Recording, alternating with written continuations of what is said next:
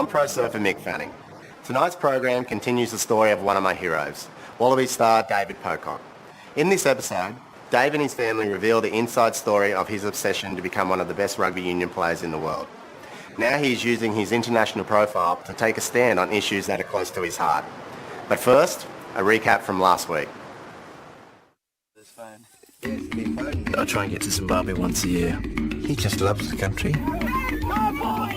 I think since probably like 7 or 8, I knew that's what I wanted to do after school, was play rugby professionally. He had it in his mind. He wanted to get right to the top. Zimbabwe, when the boys were growing up, was just really amazing. But things happened politically that have changed all of that. Mr. Mugabe insisted half Zimbabwe's white-owned land will be seized for black resettlement. Neighbours of ours were ambushed at their gate. He was shot and killed. They shot his son 9 times. I remember being pretty scared, mostly just at night. It was no longer home, but we were very much ready to move on and leave Zimbabwe by that point. Leaving Africa was traumatic. You felt like you were letting the other people staying behind down.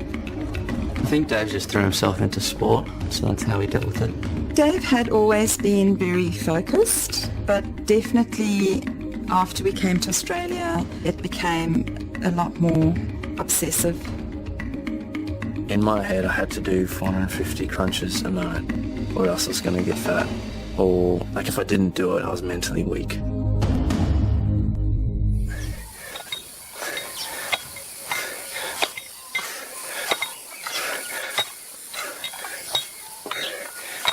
I think Dave always had a sense that he had to be strong and had to be a coper, and he obviously had felt that his whole life was out of control because everything had changed. When we arrived in Australia, I felt like, you know, my eating and my training and all those things were something I could really control. I didn't have to deal with all this emotional stuff. I could just, you know, stay focused and control things. And I could justify it because I wanted to play professional rugby. I wanted to play for the Wallabies. David playing the rugby ball as usual. Dave was always on a mission when he was about 15 or 16. He really didn't get a look in. If it wasn't about his training, get out of the way, because he was just a bit obsessed at the time. At one training session when he was under 15, one of the coaches told him he's got a poor left to right pass. And so he'd set himself a goal of 2,000 passes a day. And then he would beg my brother Mike and I to come out, and he would say just 200 passes, just 200 passes, and we'd have to pass the ball back and forth 200 times while he ran along and passed left to right. I just thought he was a dick. I certainly now wouldn't have liked me then if I had to live in the same house. It was all about me a bit.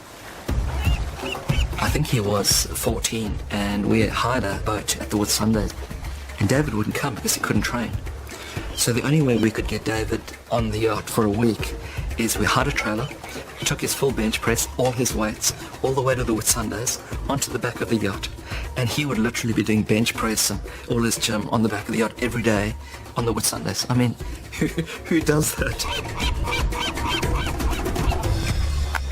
I thought I was doing everything I could to, I guess, become the best athlete and the best rugby player. Gain lean muscle mass but not get fat. I had a real obsession about not being fat.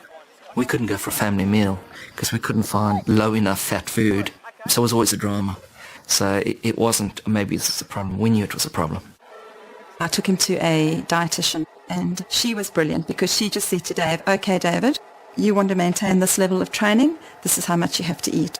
And she was dealing with his nutrition, but she was psychologically, she hooked into what was happening. And then he religiously stuck to that. So it didn't solve his emotional, psychological problem around it, but at least it gave his body the strength to do what he was putting his body through. In year 11, he injured his knee, and he was very disappointed straight away to have that injury. But what he did over the rest of that season was to absolutely transform his body. He committed totally to his work in the gym.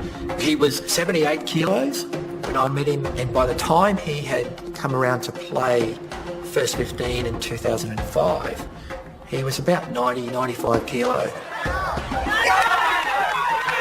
Dave's last year at Tucci, he was one of the superstars in the rugby team.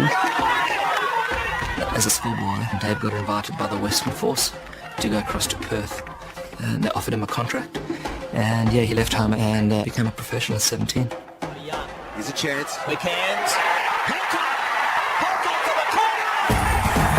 Well, the Zimbabwean born, number 7, David Pocock, educated in Brisbane, trained under 19 Australia A. And now his first Super Rugby try. Dave was good enough and he was big enough, and his development didn't stop there, and he just so rapidly kept developing and he climbed the ranks really, really quickly. How many 20-year-olds make their test debut in a Bledisloe Cup match in Hong Kong? Getting the opportunity to represent Australia and play for the Wallabies was really a dream come true. That had been the drive for so many years. Doing it now. Quick hands! Pocock! Slams it down! The other day I heard that he'd made it into the Wallabies. Quite frankly, I wasn't surprised. But absolutely delighted, proud, have been ever since.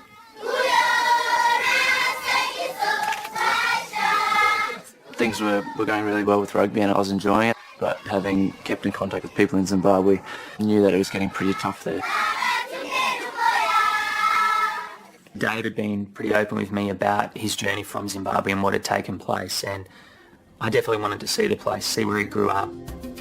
I met Luke O'Keefe at a church that I started going to when I moved to Perth. Dave, when I first met him, even though he was a pretty young guy, was very mature for his age and a deep thinker. I don't know, I think it was the start of me questioning all the assumptions that I'd grown up with. I mean, gender and race and I guess class, a lot of it's pretty uncomfortable to think about. It's a lot easier just to sit in your box where you're right and you've got the answers. So where do people get water from? We decided that we did want to try and do something to, as Gandhi put it, to be the change you want to see in the world. In 2008, we went on a bit of a tour of Zimbabwe. We saw a lot of things, and it was a combination of, well, everything we've discussed, we're here now, things aren't great here. If we're going to do anything anywhere, why don't we do something here? Right, Dave, welcome. We weren't actually sure what we could do, two guys in Perth, but met Ananian Ngube. When I met Dave, I don't know who told him about me. There was a day when he just bumped into my office with his friend Luke. Started hearing about what Ananian was doing out at Nkai. The community had been hit pretty hard by cholera, by AIDS, and a lack of food through drought. I was starting to play for the Wallabies and felt like I could use that little bit of platform that I had to help raise funds to send over and help their projects in Nkai. Mostly just for people back in Australia. I just wanted to know more about you. So Luke and I decided to start a charity and called it 80/20 Vision. We've been able to see the community transition from what was, an intensive challenge for them on the ground with cholera, AIDS, into the next stage, and an endeavour to help people grow their own food and not be reliant on us, not be reliant on handouts. We're now seeing a push from the community that they want to return to cattle. Also, I was a bit scared about his size and also wondering at the same time, when I got to know how old he was, that how could such a young man have a heart to support people. So much of the history of aid and development is viewing people in communities like Nkai as, really helpless people who were starving and needed help from the West, whereas the reality is that these are incredibly resourceful, resilient people with a number of skills, and one of Anania's great talents is being able to bring people together and to share information and help people learn from each other. We've been able to move with the community as needs arise or priorities change. So now we're moving into more of a value chain approach to livestock, and the community's really excited. Do we need more? That's heaps. When I met Dave, definitely found him very interesting at the start. I guess his physical presence and his personality can be quite jarring because he's so big, but he's very soft and quite gentle. That should go. I had said to him, "Oh, Dave, so what do you do?" And he said, "Oh, I play a bit of rugby." And I was like, "Oh, great. And what do you do for work?" And he was like, "No, I play a bit of rugby. Yeah, we talked a lot about feminist theology and her pretty strong critique of sports culture in Australia. How's that for you? I think that was one of the reasons we hit it off so quickly at the start, was because we were probably both at a similar point in terms of moving away from a more traditional Christian faith. Meeting Dave was great just because it was someone sort of, well, my age who was interested in similar things, I guess social justice and thinking about how our faith might be acted out in the world. This is where I wanted to bring a couple of mattresses. Oh yeah, sleep out. Once we actually started talking about the whole marriage thing and what that meant, we kind of decided that we didn't really want to be part of, you know, some exclusive club that didn't allow some of our friends, should they want to express their love and sort of formalise it in that way in society.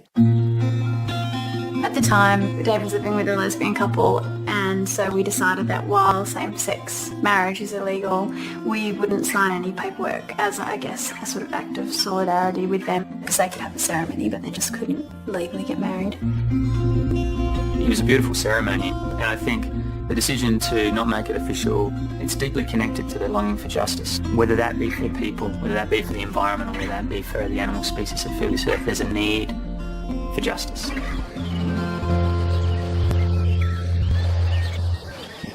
Today we're in the east of Zimbabwe. Dave's a patron of the Save African Rhino Foundation, and so we're here to see some of the work that they're sponsoring. We've got a group here that actually shot at us. Bryce is head of the anti-poaching unit here, which is a pretty tough job. We walked into them and opened up on us with a folding AK. They had a G3 as well, and we're lucky. They just, before we could go down, 4 rounds had come past. There are these highly armed, highly organised poaching groups that are coming onto these properties where the rhino are, and they're hacking out the horns and selling them for, you know, tens of thousands of dollars a kilo. And so in a lot of these situations for the scouts, it's kill or be killed. And just your guys just being vocal and supporting and gives us massive encouragement on the video. There's so few rhino left in the world. I think in many ways it sort of represents the threats to our natural world, and I guess the really skewed relationship that we have with the natural world. We're going to walk into where the guys are. They've been tracking all day and just protecting. So we're going to take David into where they are and then track the rhino with them. Kevin was one of the best trackers on the Conservancy. When your work and your life depends on being able to read the spoor and the rhinos and tracking poachers, comes in pretty handy.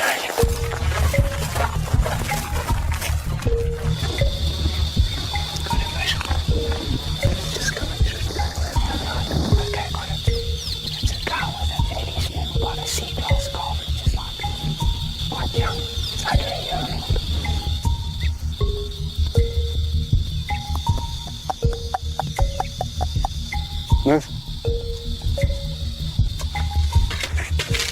It's alright, I had to do that.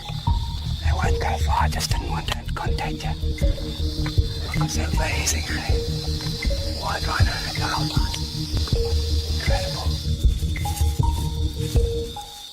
So what did you guys do when they were that close? We just totally... Literally just standing there like this. You can't do anything because they were looking and their ears were going. I mean, they were so close you could see the glass in their mouth. They were chewing.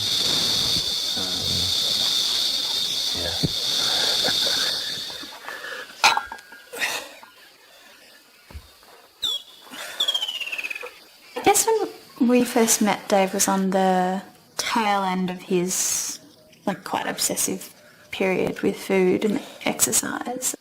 It just used to astound me that he would do so much exercise but then order a skinny flat white, and I'd be like, are you kidding me? But I guess the thing I noticed quite quickly was it was actually never really about the food as such. When Dave was stressed or felt under a lot of pressure, that would flare up, and it was like, if I can just focus on this, it kind of meets some psychological need to have some degree of control. I mean, for me, it really wouldn't have been till 2012 in Perth. I started seeing someone on a fairly regular basis to try and work through some stuff, to try and make peace with that sort of scared 12-year-old Dave who lay awake at night, wondering what was going to happen. Physically, though, he's a specimen. David Pocock, at 18 when we first saw him at the Western Force, he was huge then. He's even bigger now. The physical nature of David, he is extremely well defined. He's got muscles in all the right areas. And it's the strength and the power of the man. And he doesn't have an ounce of fat on him. He's got a lot of muscle and not a lot of fat. Here's the steal from Pocock. How good is he? How good is David Pocock? 2011 he played in his first World Cup. Bounces out of it, Pocock, you freak! And then 2012 became captain of the Wallabies, so it all happened really quickly for him. Pocock, 79th Wallabies captain of all time. He's obviously loving his opportunity leading the Wallabies. By this stage, I'd been playing at the Western Force for 7 seasons, and Em and I decided that it was a great opportunity to move to Canberra and join the Brumbies. We've got a player down, it's David Pocock. Got through the first 3 games of the season, and in the 4th game, got cleaned out a bit off the ball and tried to step out of it, and just felt my knee sort of give way. Team looks in a distressed state. But I guess it's only once you hear the doc say, you've done your ACL, that it sinks in a bit. So yeah, that was sort of the whole season. Yes, we're going to see David Pocock replaced, and that is not what Australian rugby wants. But It was a very significant knee injury, but it didn't seem to be a significant hurdle for him. He was very motivated to get in there and do the rehab program. Dave's approach to rehab is professional, dogged, determined, obsessed, clinical, and he just does it and does it and does it, and he does it right. After going through all that 9-month rehabilitation, I felt great going into the 2014 season. He just didn't have any luck. Second game of the season, he picked up exactly the same knee injury. Is there a second injury of his knee? Yeah, I did. 350 days ago. You loathe yourself a bit, you kind of blame yourself for being injured, If, I don't know, if my knees were a bit tougher, or maybe if I'd done this or that. Yeah, bitterly disappointed, but life goes on. As a family, we were just really, really devastated for him, and it was tough, and I think a lot of people did say, is that it for him? Will he come back? Well, we've got some Brussels sprouts there if you want some. Yeah. For tonight. Yeah, and I want to pick that big cabbage as well. We bought this house basically because it's on a biggish block, but a very small house, so it would leave more room for gardening. How many do you want? Maybe enough for 4. And I guess growing up on a farm in the African bush for Dave has meant that he both has a love of growing food, but also of just being in nature. After rehab in the morning, I'd often come and just spend some time planting or whatever, weeding. Em does most of the hard yards, to be honest. I'll plan and buy the seeds and sort out what we need where and do a bit of planting. But she's the main weeder, wheelbarrow pusher. Yeah, she's the grunt. I'm studying a Bachelor of Ecological Agricultural Systems. And so when I was injured, I managed to do a bit more study and actually get to a few of the res schools. So I really enjoyed getting amongst the farmers and meeting some people. Sometimes they lay eggs in sneaky places. Over those 2 years, that was one of the things that we both really had to confront, was this kind of idea that you have that if you work hard and do the right thing, the universe will reward you. And that's actually just not true, Just crappy things happen, and it doesn't mean anything other than it's happened and now you have to deal with it. Is your friend Dave? The second rehab really gave me the space to try and explore different parts of myself.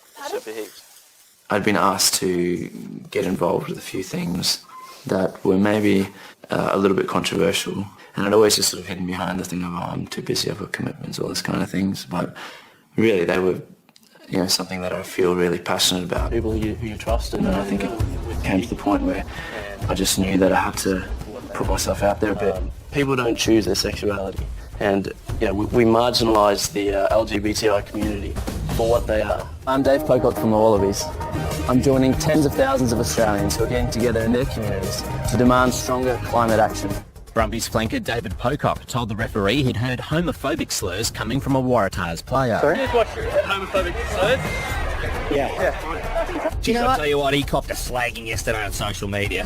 It'll mean that he'll never captain the Wallabies again. David Pocock has been arrested for his part in an anti-coal mine protest in northern New South Wales.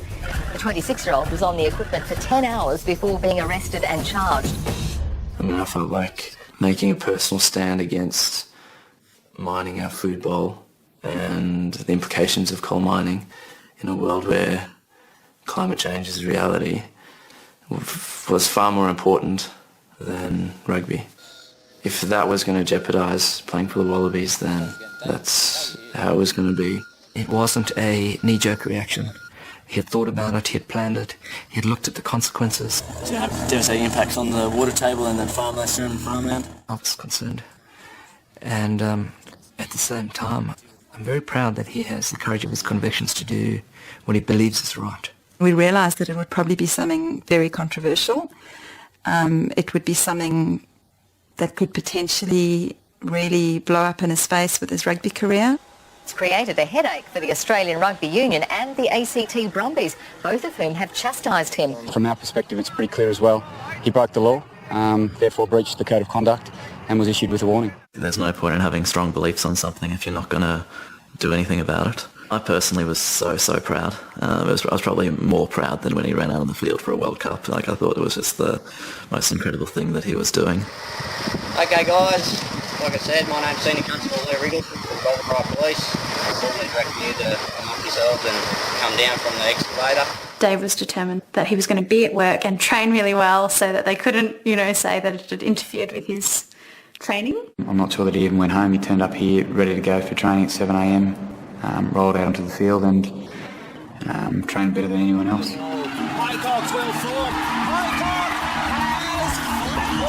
He came back in 2015 in perfect condition, both mentally and physically.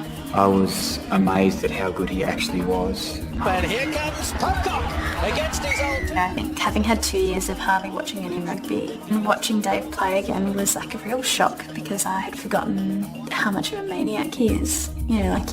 Sometimes I'd be like, don't do that. Your body, think of your body. That is brilliant work from Pocock. He is killing them at the breakdown now. He went through a lot of pain to get to where he got to, but it was inspirational, to watch him do it. Good evening and welcome to Twickenham. Welcome to Rugby World Cup 2015. The Wallabies had an amazing run to the World Cup final in 2015. The breakdown again, it's number 8 Pocock. He is brilliant. Defensively, we just felt that we were the best team in the world because we had David out there who would eventually steal the ball from the opposition. Pocock in there again. It's masterful. To win our pool and then be able to go right through to get to the final, re-established Australia's faith in our national rugby team. The final of the World Cup was something that a lot of the players have dreamed about. Knowing that 4 years of preparation and all that comes down to this, the most important rugby game on the planet. We knew we didn't have to really change that much. We just had to bring sort of our game plan and our style and play it as best we could with all the things that we've been working on. Pocock!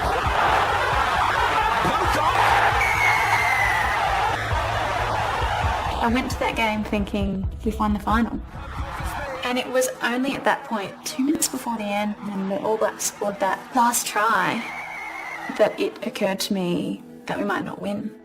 And then we didn't. Ladies and gentlemen, your winner, New Zealand!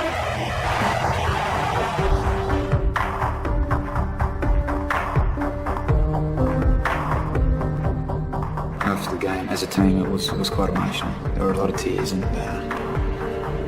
just massive disappointment. Still pretty disappointed, to be honest. I guess it's one of those things that you'll think about for the rest of your life. He was spent, he was done, black and blue, broken nose. And you just think, that is the warrior. That is what it is to be wholehearted, to give everything. I'm not too sure what I want to do after rugby just yet. I guess we were both really interested in that intersection between wildlife conservation and community development. And Zimbabwe seems like a place that's ripe for that kind of work to happen. Hopefully got a few more years of rugby to go. I think Dad's worked very hard not to be defined as a rugby player. He wants to be seen as a person who has a wide, holistic viewpoint on life and who has real opinions. When I was a kid, I just idolised rugby players, and I had my sort of heroes and had posters on the wall, and it was such a big thing to me. And if I can get young people thinking about things that they may not usually think about, or maybe issues that they would never equate with someone who plays sport, I think that's a really good thing.